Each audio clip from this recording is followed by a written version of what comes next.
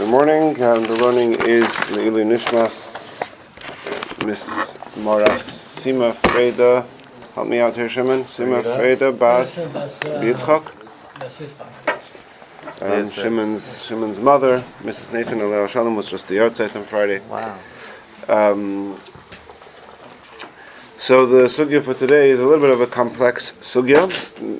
When I say a little bit, what I mean to say is that it's very complex, but I'm hoping to be successful in distilling part of it that's only a little bit complex.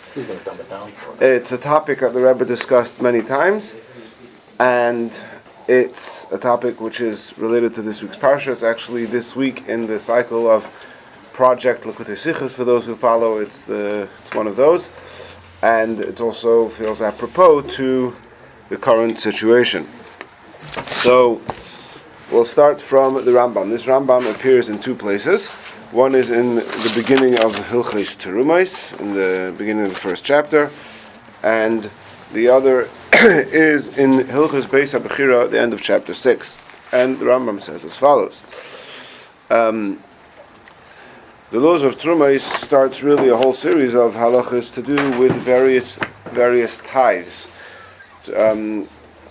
various mitzvahs that have to do with the land of Israel. Things that grow in Israel are subject to these mitzvahs. Things that grow outside of Israel are not subject to these mitzvahs. So we say Israel, that's a generic term, but there's various subcategories within that. There's Israel proper, there's adjacent to Israel, there's places where it's obligated to take the tithes on a biblical level and on a rabbinic level, and here in the beginning of Hilchos Terumos, the Rambam gets into all these details. And the Rambam makes a very important differentiation within Israel itself. It says that we have what he calls Kedusha Rishona and Kedusha Shaniya, the first sanctity and the second sanctity. The first sanctity refers to the land which was conquered by the Oilei Mitzrayim, by those who left Egypt. In other words, by the land that was conquered by Yehoshua when they came in and they conquered Yericho and went on to conquer the rest and divide the rest of the land. Now, then, sometime later, the Babylonians, led by Nebuchadnezzar, conquered the land back. They conquered the land, and they exiled the Jews. And 70 years later, there was what's called the Second Commonwealth, where Ezra came up from Golus, and the Jewish people re-inhabited the land. So those two episodes are referred to as Kedusha Rishona, the first one, and Kedusha Shaniya, the second one. So, what happens if there's a place which was included in Kedusha Rishona but was not included in Kedusha Shaniya? Namely, that when Yehoshua and the Jewish people entered the land of Israel for the first time after leaving Egypt, there was a certain place that was conquered by them. Subsequently, it was taken away from them by Nebuchadnezzar, and then when Ezra came up in the second, again, I believe it's usually referred to as the Second Commonwealth. Is that correct? So then they never reconquered that part of the land. So is that part of the land subject to the laws of Terumos and Maisos? Do you have to take the tithes from produce that grows in that part of the land?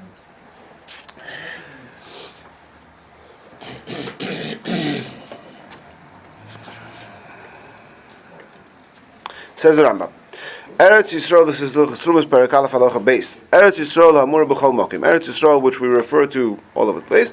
Hi Ba'arotz Shekibsha Melech Yisrael L'Novi Midas Rev Yisrael V'zeh Nikra Kibush Rabim. It refers to the land which is conquered by the king of Israel or a prophet, with the das, with the agreement, I guess, of most of the Jewish people. And this is called Kibush Rabim, the public conquering it. But if an individual Jew, a mishpacha or a family, a shevet or a tribe, that they go on their own and conquer a land, even if it's within the boundaries that were given, within the borders that were given to Avraham Avinu, And here we have the first reference to our parsha. Eino Nikra Eretz Yisrael is not referred to as the land of Israel, Kadesh Yinik B'Kol HaMitzvos, to the fact that the mitzvahs should apply in that part of the land. Says the Rambam, because of this, even though Yehoshua before his passing did not complete conquering the entire land, but he already ahead of time divided up the land to all of the tribes and the families of Israel, so that so that when each tribe does subsequently go and conquer their part of the land, it should not be considered an individual conquering, but rather it should be. Reb Steve, do you mind? Please, thank you, appreciate it.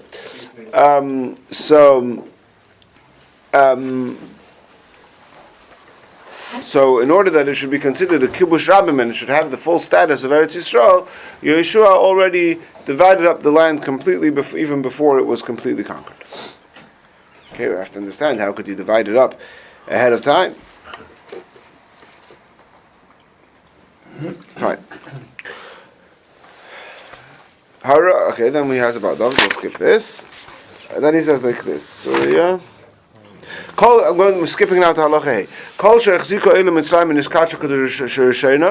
Anything part of the land that was conquered by those who left Egypt, by Yeshua, and it was sanctified with this initial sanctity, when the Jewish people were exiled to Bavel, and that sanctity was nullified.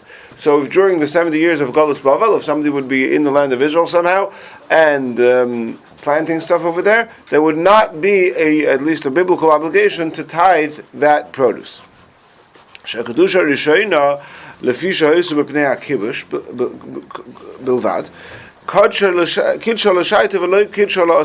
first sanctity, namely the sanctity that was effectuated by Yehoshua when he came into the land, was effectuated as a result of kibush, of conquering. They conquered the land. That conquering effectuated kedusha, sanctity on the land, and that everything that grows in that land is subject to these mitzvahs. But that was only temporary, not permanent. In other words, when Nebuchadnezzar conquered the land from the Jewish people, that sanctity which was instilled in the land when Yehoshua conquered it was removed. And now that sanctity has departed. The land is no longer holy, at least no longer holy as it pertains to the mitzvahs of food that grows in produce that grows in land. However, when the members of the exile, meaning the Jews from Bavel, led by Ezra, came, and they had the chazaka, they demonstrated ownership on a part of the land, that effectuated the second sanctity, which is permanent, for all time.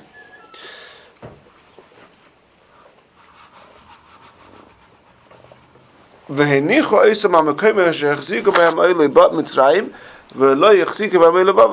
skip that part, right? So again, we have Yehoshua coming, and he's conquering the land, which effectuates a kedusha. That kedusha is temporary. Years later, we have Ezra coming up, and he's effectuating it not by kibush, not by conquering it, but rather by chazaka. We'll explain soon what chazaka means. That second kedusha is permanent. The Rambam perhaps says it in a little bit more clarity in Hilchos Beis HaBechira at the end of Perek Vav, where we've actually in this class discussed this Rambam before. This is the famous machlokes between the Rambam and the Ravid, where the Ravid says, Kach nigla misoid Hashem nireov, that I know this by divine inspiration. I don't have a proof of this, but I know that this is true because God told me so. Where this is the machlokes, the Rambam and the Ravid, about whether there is a biblical prohibition to go into the Temple Mount nowadays when a person is impure. So a few months ago we had a class on that, going into the Temple Mount and determining the location of the Temple Mount. So we discussed this Rambam there. So there the Rambam says like this: Lama ani omer b'mikdash v'Yerushalayim shekedusha rishona kedushasa na'asad lavei v'kedusha sha'ar Eretz Yisrael l'nishvius ma'asos chayetz ben leikut na'asad lavei. Why do I say that the original sanctity of the Beis HaMikdash, built by Shlomo HaMelech, that does remain forever, and that even nowadays, if somebody were to go into that area when he's impure, according to the Rambam, would be a biblical prohibition because of the kedusha invested in it by Shlomo HaMelech. But when it comes to the rest of Eretz Yisrael, where the produce grows, I say that first kedusha instilled by Yehoshua does not last forever, and it's only holy because of the second Ezra. Because the reason why the Beis HaMikdash has sanctity is because it has the divine presence, and the divine presence never leaves. As the pasuk says, that Hashem says, I will destroy your holy things, your holy places. We understand this pasuk to mean that even when the Beis HaMikdash is destroyed, it still retains its kedusha. It still retains the presence of Hashem.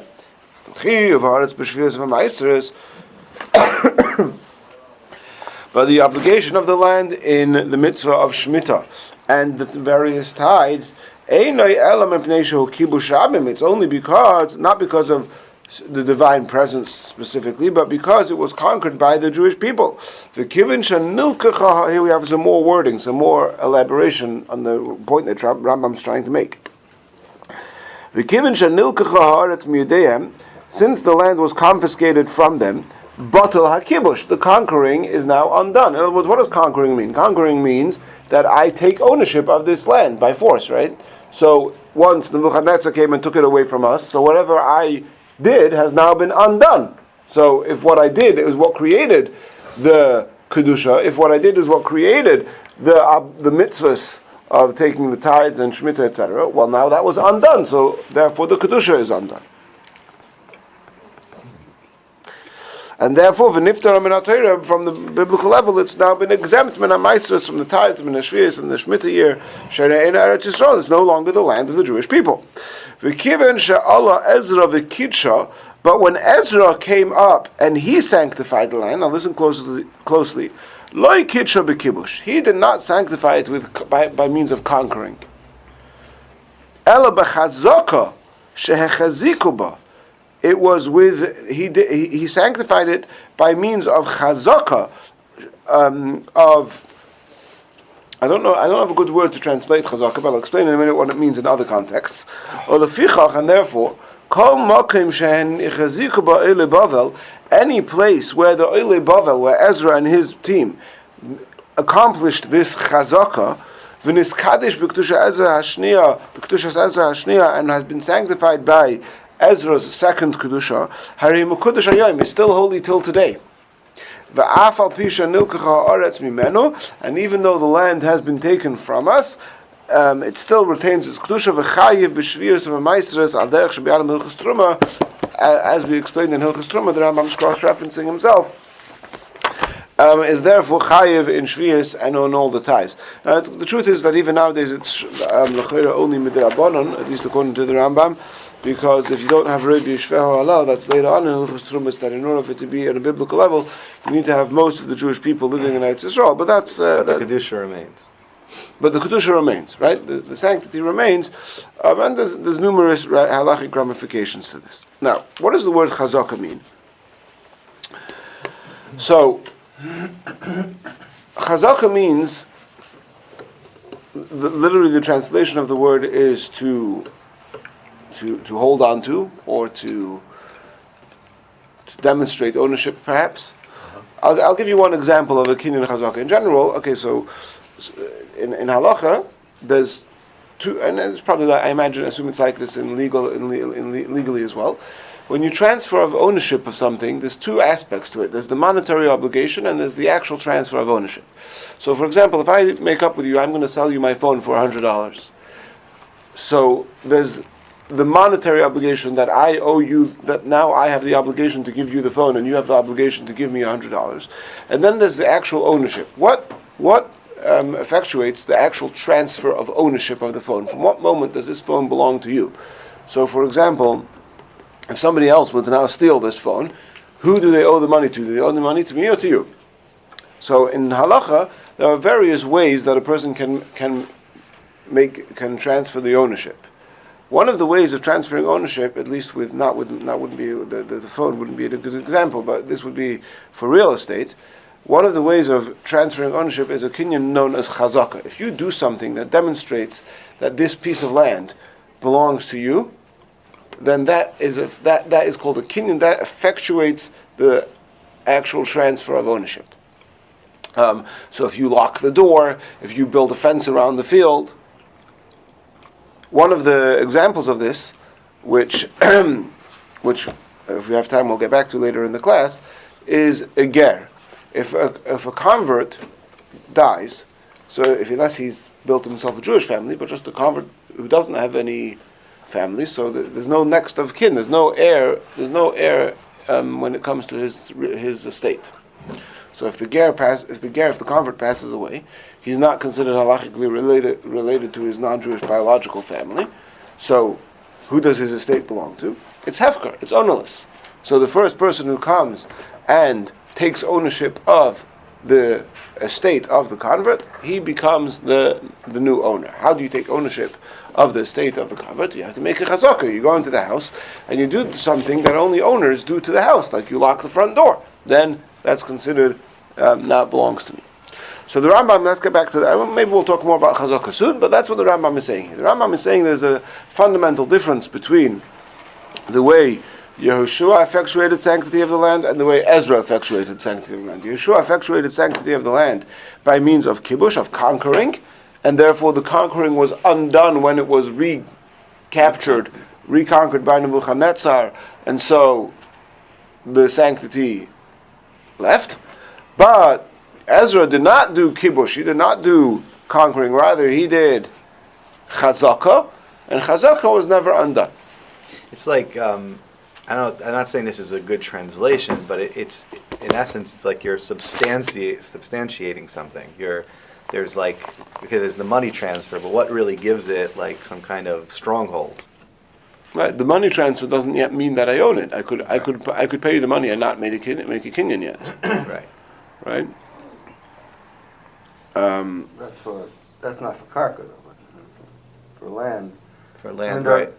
You know, chazakas is like there are different levels of squatting. It's called squatting. So you can, I think there's somewhere, it says that Avraham Avinu, when he came into the land, he trespassed all the areas that were going to be eventually the... Yeah, we're going to see that soon. Just like going through, here's a right. shtickle chazaka. Right. Yes, exactly. Just trespass, that's a good word, right? By that's another way to demonstrate ownership of the property is by walking on it, because if I tore the land, that means, right, it will give me the... So what did Ezra do? They started living there. Right. So here's the thing that just like, because in the case of Yehoshua, l'chora, they did the conquering, but they also did the other thing. Oh, very good. Strakta Ari Marinelli. Okay, so you're telling me they conquered it, and now it was unconquered. Okay, so let's take the whole conquering out of the equation. But whatever Ezra did as a chazaka, which you do by living there as the owners, well, they did that before also. Okay, very good, very good. So that's one very important question that remains unclear. But l'chayra, before we get there, there's a much more fundamental question. Much more fundamental question is why. You're saying that when Nebuchadnezzar conquered the land from Israel, he undid the kibush.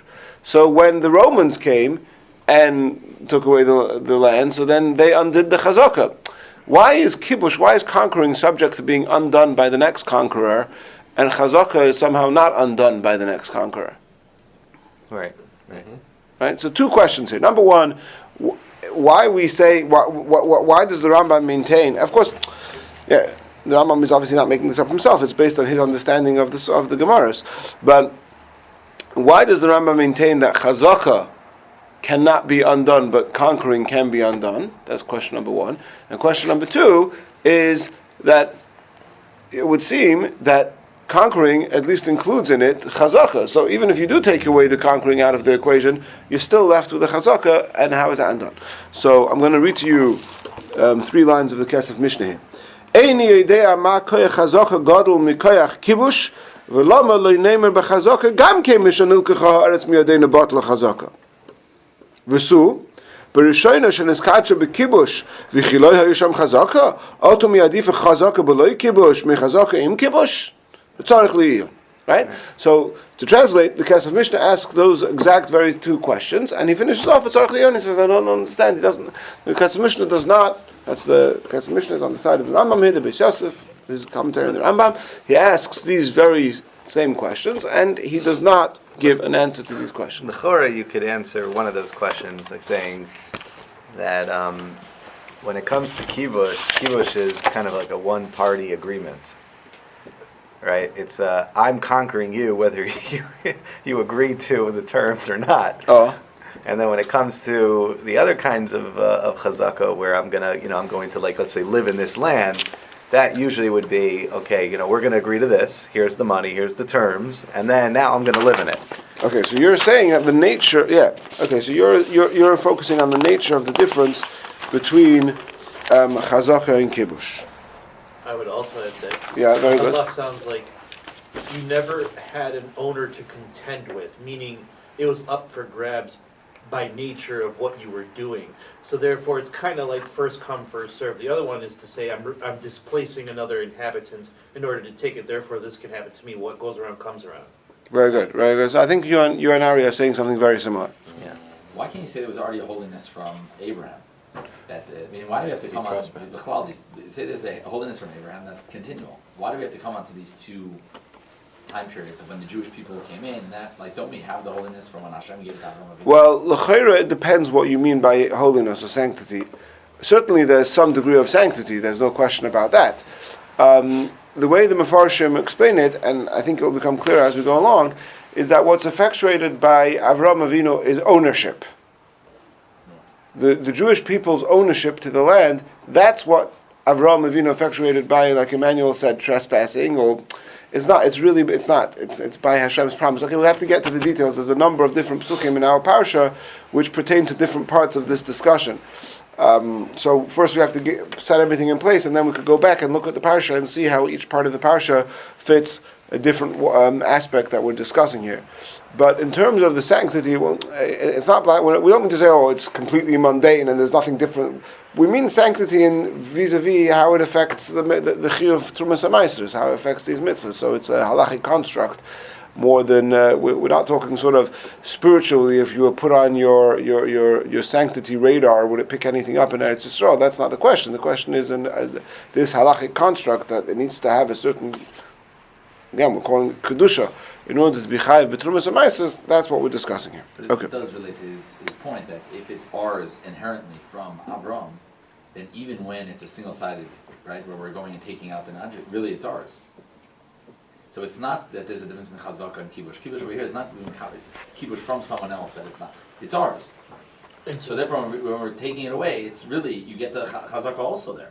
So that sounds it. Okay, so let's see how this plays out. Yeah. Okay. So one of the commentaries who discuss this is the Tosfos Yom Tov. The Tosfos Yom Tov is on the Mishnah in Edius and Perek Ches Mishnah Vav, where we have this statement of Kedusha Rishona, Kitcha L'Shaishta v'Kitcha L'Asadave. Zok the Tosfos Yom Tov like this. He brings the whole Rambam, and he brings the Kesef Mishnah, everything we've read until now, and then he says, it seems to me the answer is like this. The Sfirale, the Rambam holds, the Kibush Nachrim, that the conquering by the other nations, also Umevatel Kibush Yisrael, that comes and undoes the conquering of the Jewish people. In other words, it takes it out of the equation. Masha'enken, you listening, Ari? Masha'enken b'chazaka shehechziku miyad melech paras shenoson lehem rishain lahachzik ba. Whereas the chazaka, which they did, when they were machzik it, when the Jewish people came, when they did the chazaka with Ezra, who were they doing the chazaka from? It was under Persian rule. So they were taking it from the Persians because the king of Persia gave them permission to do so. The king of Persia gave the Jewish people permission to go back and rebuild the Beis HaMikdash and re-inhabit the land. So because that was done with permission of the previous inhabitor, loy also kibush umevatel lachazaka shahisa midas hanoisin. then when the Romans come and they conquer the land, they cannot undo, a conquering cannot undo the chazaka that was done with permission of the previous owner.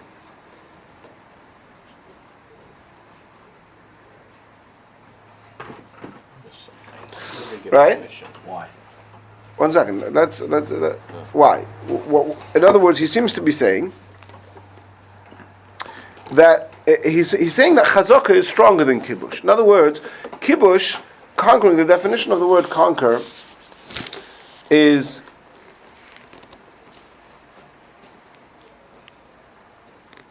you're an aggressor almost, right? In other words, you're saying that you're here, I'm going to displace you and put myself in here, right? So, fine, you've done that. That has halachic validity as a kinyan, as an acquisition, and effectuates the kedusha.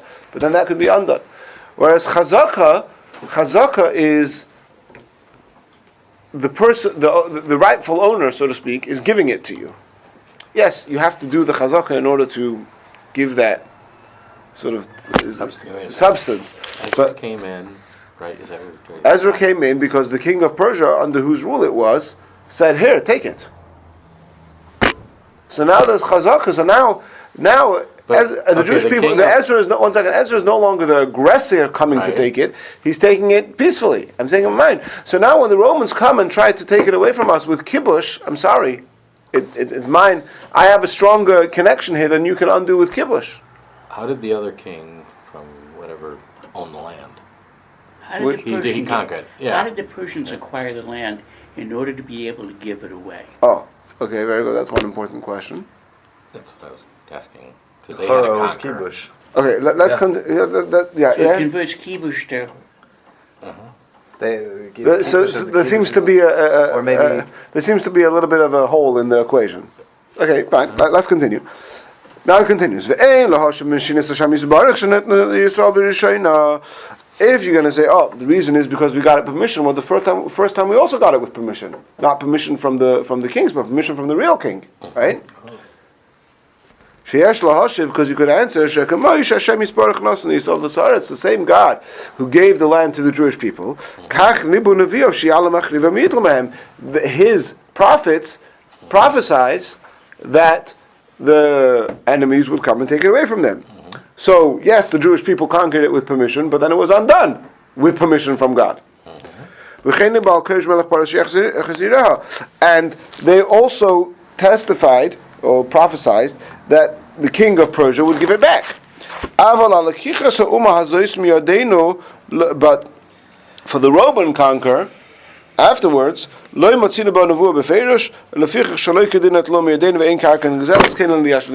this, he doesn't ask you a question explicitly, but he kind of addresses it by this. He's saying, really, it's all about whether it came with permission from God, with explicit permission from the real owner. So, the first conquering, that was done. Yeshua came and conquered the land. That was done by God, right? So God gave permission for it. However, so it was with permission. Right? yeah. But then it was taken away by Nebuchadnezzar, which was also with permission from God. God sent his prophets to tell us that this was going to happen. God gave his stamp of approval to that. Then Koresh, the king of Persia, gives it back to Ezra. That also comes with the stamp of approval of God. That's explicit in the prophets, that would happen. But after that, there's no permission from God. There's nowhere in the prophets that the Romans are going to come and undo that. So that last one, because that was not done by permission of the real owner, God, therefore it cannot undo what they have done. Wait, there's no prophecy that Romans are going to come and take over? That's what the Tosfos Yom Tov says. Okay? I mean, I wish I knew all of Navi by heart. Well, what he's saying is that because a Navi prophesied it, that was approved by God. approved by God. And I just figured that somewhere it was prophesied that. well, there's certainly, like Kivki was pointing out, there's certainly prophecies to the comforting and okay. But the Okay, look, that's what the Tosfos Yom Tov take. Now, so the truth is that to really sort of take the biggest problem with the Tosfos Yom Tov is that as we could discuss it as a theory unto itself, but it seems very problematic to attribute this understanding to the Rambam, because that's not what the Rambam seems to be saying. The Rambam, in other words, the Rambam says that the difference is that the nature of the kedusha was different. That whatever that somehow that what Yehoshua effectuated through kibush and what Ezra effectuated through chazaka are fundamentally different, and that's why kibush, conquering, is temporary and chazaka is permanent. According to Tosfos Yom Tov, it's nothing to do with what they effectuated. It's got to do with, well, by permission was it taken away from them, right? So it may be a good theory, but it doesn't seem to address the Rambam. I mean, the Tosfos Yom Tov is suggesting it as a pshat in the Rambam, but it seems difficult to accept that this should be a pshat in the Rambam. Well, I mean, he's saying there's a weakness in every one of these. I mean, in some of these kinds of acquisitions, right? And he's throwing in another factor, which Who's he? The Tosfos Yom Tov. Yeah.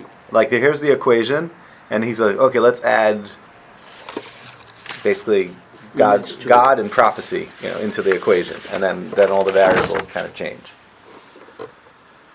But again, he's putting the emphasis. In other words, does kibush undo what was done previously or not? If it does, then why did the Romans not undo what we did previously?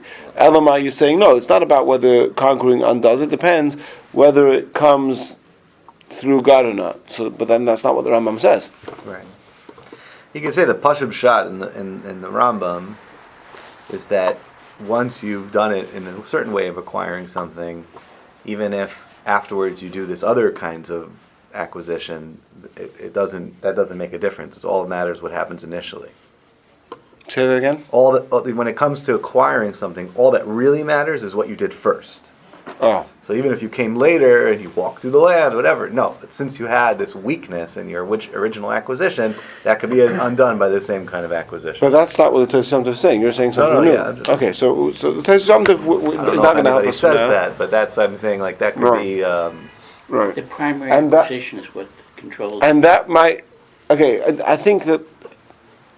I think that's the right track, but I think we might even say it a little bit deeper than what you're saying. In other words, because remember before we pointed out that how does Yehoshua dividing up the land ahead of time, how does that help? So perhaps the reason is because he already started conquering it. As soon as he conquered Yericho, that's it. Now as far as this is concerned, he's conquered the whole land. Yes, but also the dividing was commanded divinely. So he's allocating a resource that he doesn't actually control. But it's a divine allocation. So that would fit with the Tosfos Yom Tov's mahalach. And so you said, I have divinely been given this land, even if I don't have control of it at the moment. Mm-hmm. And that's officially documented and then he undocumented. And then he takes it away. And registered with the Department of Deeds. That makes sense to me. Hashem says, no, you can't have it anymore. We're taking your deed away from you. Either that or we're burning down the office. No proof. Okay. So here comes the Rebbe's point, and this is a point that the Rebbe emphasized many times. And this I was saying to Akiva before. There's two things over here. There's the kedusha and there's the ownership. The ownership, that's nothing to do with Yehoshua and nothing to do with Ezra. The ownership is done when Hashem says in this week's parsha, "Lezaracha nosati," and He says clearly with this 3 different times. We'll see them in a minute inside in the Chumash. But He says here, "Lezaracha nosati," I have given this land. Not only Lezaracha etin, I will give this land, but I have already given it. And that effectuates, the Yerushalmi explains, the Gemara explains, that effectuates ownership of the land. And there's halachic ramifications to this. For example, we know that the daughters of Tzlavchot their father was a firstborn, so they get a double portion in the land. So there's a problem that the halacha that the firstborn gets a double inheritance is only things that are b'muchzak, not b'roi. In other words, he only takes a double portion in something that the father already has. In something that's coming to the father. Let's say the father dies, and he leaves in $1 million estate, And then he also has a debt. Somebody owes him $1 million. So the $1 million estate, the bechor gets a double portion. But somebody owes him $1 million. When that debt is paid up, it gets divided equally between all his sons. Right? So how could the Bnei Slavcha take their father's double portion in the land as a firstborn? It didn't belong to them yet. It was right up Muksuk. So the Gemara explains, no. When Hashem says to Avraham Avinu, I have already given this to you, that means that the ownership, the ownership already belongs to Avraham Avinu from then, and that's why they could get double. What's effectuated later through the kibush and the chazaka, that is sanctity vis-a-vis the obligation in these mitzvahs of Shemitah and Maasros. Right, now, only a certain kind of sanctity. So the Rabbi sort of takes this point of the Tosfos Yom Tov, but says it a little bit different. The Rabbi says like this: how are you supposed to? How does kibush work? What right or what power does kibush have to effectuate that if something grows, you have to give a tithe to the kohen? What's the connection? Right? Obviously, it's all coming because Hashem says to do it. Right? So how did Hashem say to conquer the land? Well, the first time round, Hashem tells them, Chalutzim tavru chamushim. Part of the mitzvah was to go and conquer the land, to become armed with weapons and to fight a war. That was the mitzvah that Hashem told them to do. And therefore, yes, as Ari pointed out, it's true that they also had chazaka, like the Kesef Mishnah says. The first time round, they didn't just have kibush, they also had chazaka. But that's not what Hashem told them to do. Hashem didn't tell them to go and do a chazaka. Hashem told them to go and do a kibush. If Hashem tells them to go and do a kibush, to go and conquer it, so it's that conquering effectuates the sanctity, not because in the abstract conquering effectuates sanctity, but because that conquering was is invested with the divine command to do so, and it's that divine command that creates the kedusha.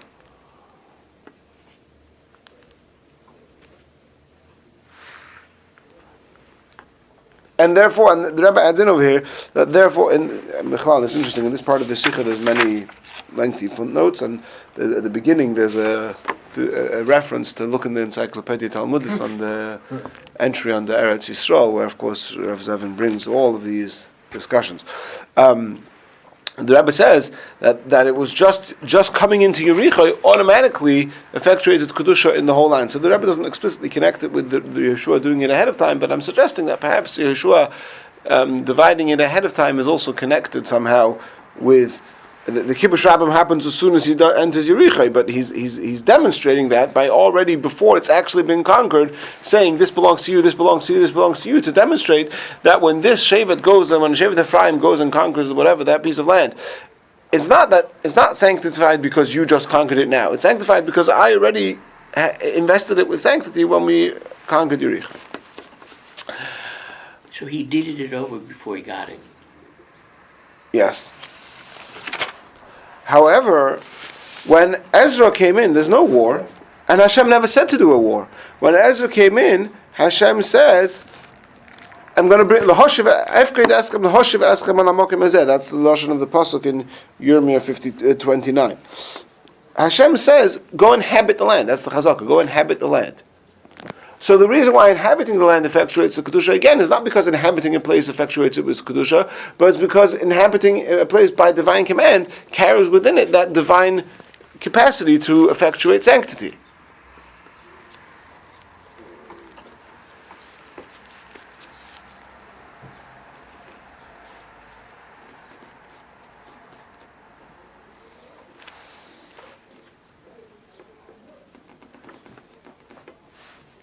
And this also touches on what Ari and Nathanael were saying before. What's the difference between Chazaka and Kibush? First of all, the difference is Hashem said to do this the first time, Hashem said to do this the second time. Now, what is actually the difference? Kibush is taking it away from you. Chazaka is demonstrating my ownership. Right? So therefore, Kibush, if I'm taking it away from you, so when it's taken away from me, that's been undone. Now the kibush is out of the equation. The sanctity is no longer there. There's also chazaka. Good, the chazaka never effectuated sanctity. That wasn't part of the equation in the first place. But the second time, when I'm effectuating chazaka, what does it mean that you're saying chazaka is effectuating sanctity? What is chazaka? Chazaka means to demonstrate ownership. In other words, what Ezra is coming to do, something that's never been done before.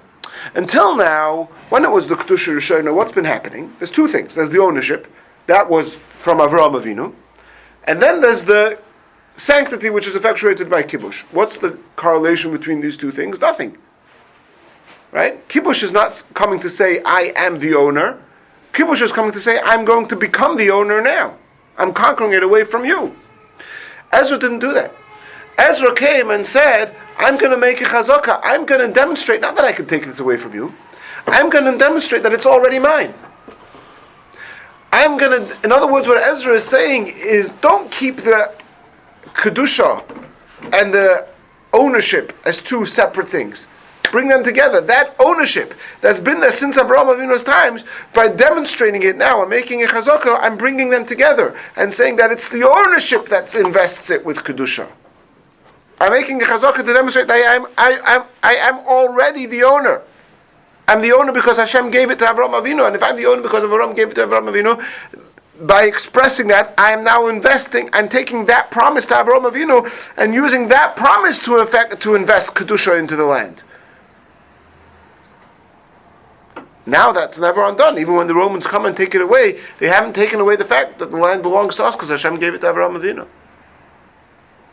That's the difference conceptually between conquering and chazaka. Conquering means I'm taking it away from you. Chazaka means I'm telling you, I'm demonstrating that it already belongs to me. I don't need to take it away from you. It's already mine.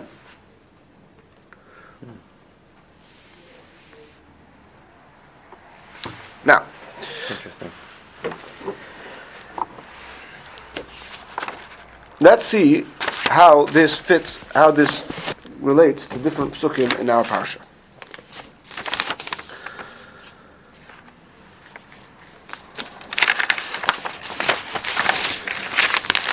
In the beginning of the parsha, it says, this is in chapter 12, verse 7,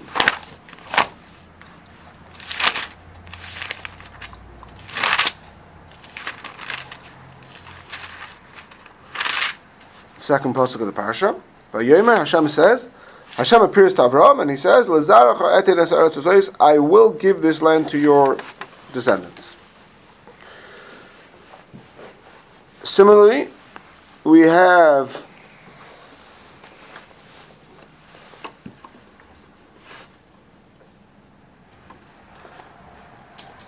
in chapter 13, verse 15,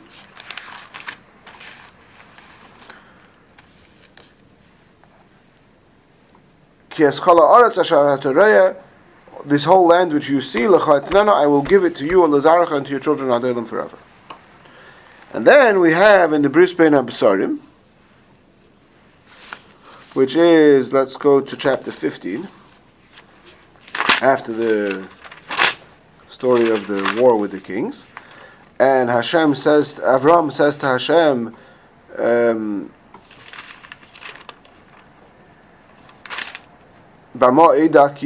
this is in 15:8. It used to be your job to reference the psukim. Up to date. Very tired. So Avram says to Hashem, how will I know that I'm going to inherit the land? And then Hashem introduces the Bris Bein HaBesarim and tells him to take the calf and the animals, cut them in half, and there's a covenant going on, and there's a deep slumber.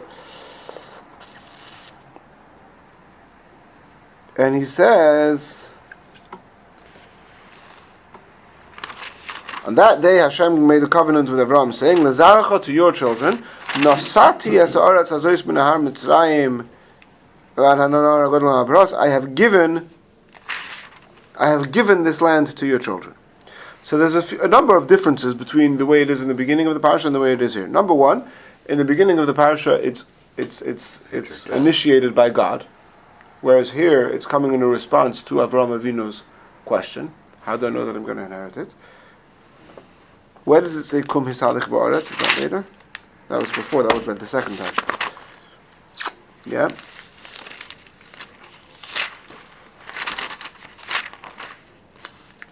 Yeah. By the second time, it said to go and do a chazak. Okay.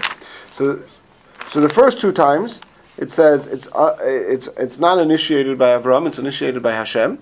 Hashem says, I will give this land to your children, and he tells him, Kum misanech ba'aretz, to go and trespass to make the chazaka. This third time by the Bris Ben Amsarim is different. First of all, it's initiated by Avram's question, how do I know? Number two, Avram Avinu here uses the word irashena, Yerusha, inheritance, which that word we don't find by the previous two times. And finally, and perhaps most noticeably, is that here it says that in the past tense, I have given it. Right? So what do we make of all these differences? So, the Rogachover, who the Rebbe is a big fan of, right? So he says like this. I missed this out. In Hashem's response, it says, by the Bris Ben Amsarim, it says, I have given this land to your children, L'rishta, to inherit it. Right? So it's not just in Avram's words, but even in Hashem's words, we have the word inheritance over there. The Rebbe also knew the Rogachover, right? Like, met the Rogachover. I don't recall right now if they met, but they certainly corresponded a lot. Corresponded. Okay. At least that. But the Rebbe and the Rogachover is a whole other topic. Okay. He's maybe one of the. He's hard to understand, the Rogachover. Yeah. Okay, so the Rogachover says like this: the difference. The first two times that we're talking about a gift. The third time we're talking about an inheritance. Says the Rogachover, this corresponds to the two. The first one, the Kibush Rishon by Yeshua, that's a gift. The second one by Ezra, that's a Yerusha.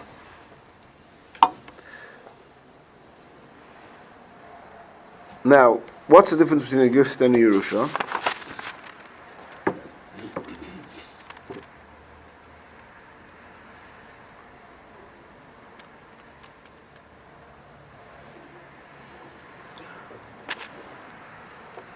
He brings here the idea that Kum misalech ba'aretz was a chazaka. He brings here from Targum Yonason. He says, Avid b'chazkasa. Targum Yonason. So Targum Yonason says that explicitly then, right? That was a chazaka, yeah. So, Hakibush b'knisa shniya she'el achar matzah shem nechat heinu galina ma'artzeinu merumas b'avdochas b'eskris b'zarach anasati shabo la'achar shailus Avram b'moed kira shena. Ashen kan hakibush rishon de'yeshusha b'knisa rishon ha'etzisam merumas b'avdochas shalei ba'al kam shechal.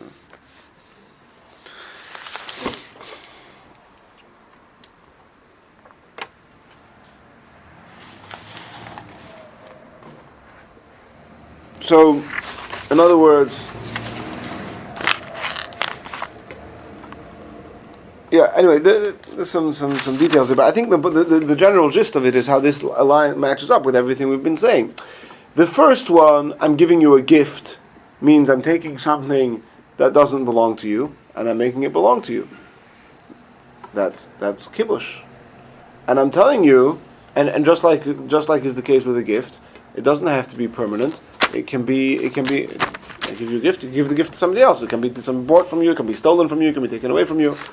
Whereas Yerusha, inheritance, is a much stronger connection, and it's something that's, on the one hand, it's not new. I'm not giving you. It's not when you get inheritance. It's something new. You always had a connection to this thing by virtue of the fact that this belonged to your father. You already had that sort of potential inheritance in there. And it can never be undone. It's brought down in halacha that besides it can never be undone. It's not considered a transfer of ownership. If I recall correctly, one of the practical ramifications of this is by a shoyer muad, that by an ox, if it's already been gored a few times and it has that nature, if it transfers ownership, so now you start the count of 3 again.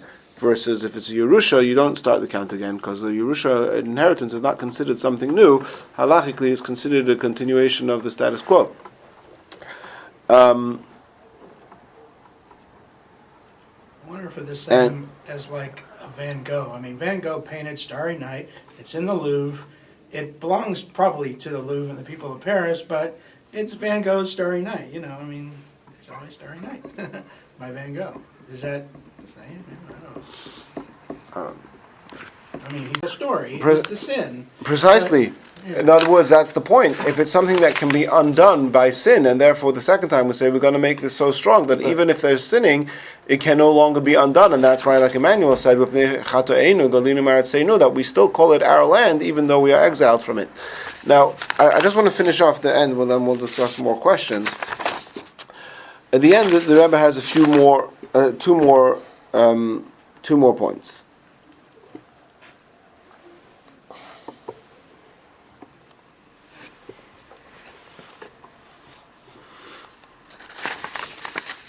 The Rebbe says that this also fits with the difference in the language, where the first two times it says in the future, I will give it, versus this third time it says, I have given it, because that's the point. We're saying that the Kedusha Shnia is coming to demonstrate that we already have the ownership.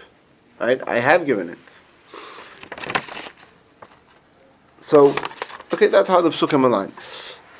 Of course, the Rabbi finishes off the Sikha by emphasizing again that the ownership of the land always belongs to us, and that nobody come and say, this is the point the Rabbi always made, that nobody could ever come and say that there's been any change to that, to the Nachlas Olam, L'Am Olam, that the entire land of Eretz Yisrael belongs to the Jewish people.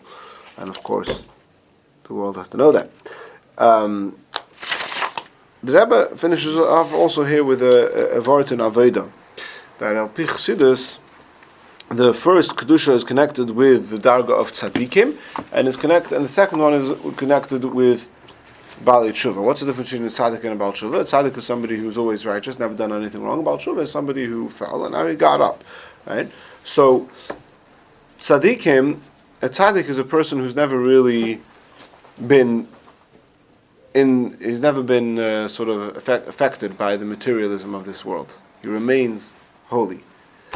And therefore, from that perspective, when they sin, it was taken away. They were exiled, and that's it. That you're no longer a tzaddik. So that connection that you have to Eretz Yisrael was undone. But then we come back the second time with a much stronger connection, the connection of a Baal Tshuva. And the idea of a Baal Tshuva is, and as we've discussed in the past in many different contexts, the Maila of a Baal Tshuva over a tzaddik is that the Baal Tshuva, he knows how tempting the world can be, and he knows the pleasures of materialism, and yet he's connected to God in a way, in a much stronger way, and he's not threatened by the attractive, by the attractiveness of materialism, because he's connected to Hashem, and that's the second kedusha, which comes with the chazaka, where we're saying it's our Yerusha, it can never and will never be changed, and even when it's mepnei chatoenu, it's Galinu Maratzeinu, it's still our land. Yes, Reuven. I'm still stuck on, Hashem already gave it to Abraham Right. before all this happened, so... Right, but... So what's the rest of it? Because so it doesn't matter, he gave it to Abraham because as an just inheritance before he even... So once you're in... Because there's the execution of the will, right? In other words... Yeah, the various stages of acquiring. You go to a closing in a real estate deal, there's so many papers assigned that reflect different levels of final acquisition, right. Terms and conditions. But although here it's not only about acquisition, it's also about sanctity, which sanctity can only come from Hashem. Right? So Hashem says, yes, it belongs to you, but the sanctity doesn't become invested in it until you do the next stage. What's the next stage? So we tried with kibush, that was only temporary. Second time around, we said, okay, this time we're going to effectuate it with sanctity through chazaka, through demonstrating that actually I don't need anything else. That original thing that you did to Avraham Avinu, you have to manifest it. You have to say, okay, now I'm making a chazaka, now I'm doing something to demonstrate that. And once I've done that, that can never be undone. But that's the sanctity, that's not the ownership. That demonstration of ownership effectuates sanctity. The demonstrating that it's your ownership, you're the owner, that effectuates the sanctity. So you're saying is they went in the beginning, they said, we're just taking this away from you, get out, period. Right. But they never claimed ownership at that point? Of course they claimed ownership, but the investment of the sanctity happened by something else, by saying, we're kicking you out. And we're coming here. Yeah. So that was undone. When somebody else came and says, okay, now I'm getting you out and you get out. Right? So therefore, the second time round, they didn't come and conquer it. They basically came said- and said, no, actually, that which we have ownership to it is not because we kicked you out 5,000 years ago. It's because Hashem said to Avraham Avinu, it's yours already. It's already yours. The first time round, they were. So basically, Here's a good way to the say wrong it. argument. Reuben, here's a good way to say it. The first time round they came and they said, look at the beginning of Lech Lecha, Hashem says, I will give it to you. Now He's giving it to us. So then they said, okay, He gave it to you, now we're taking it back. The second time they came and they said, no, look at the end of Parshas Lech Lecha. They said, Hashem already gave it to him, so that you can't undo. So they went to court, they gave the wrong argument. Went back to court and they said, okay, that argument's not valid, this argument. Exactly. It strikes me that I already gave it to you. It's no surprise that's a final expression of guaranteeing it belongs to you. It seems like it's like a Pula Nimsheches. The Eibusher is constantly in a state of conveying the land. And that makes it like ironclad. Does that make sense? It's He's saying I have given is constant, not past. Right. Interesting. You find such a thing, yeah? Sometimes you say something in the past.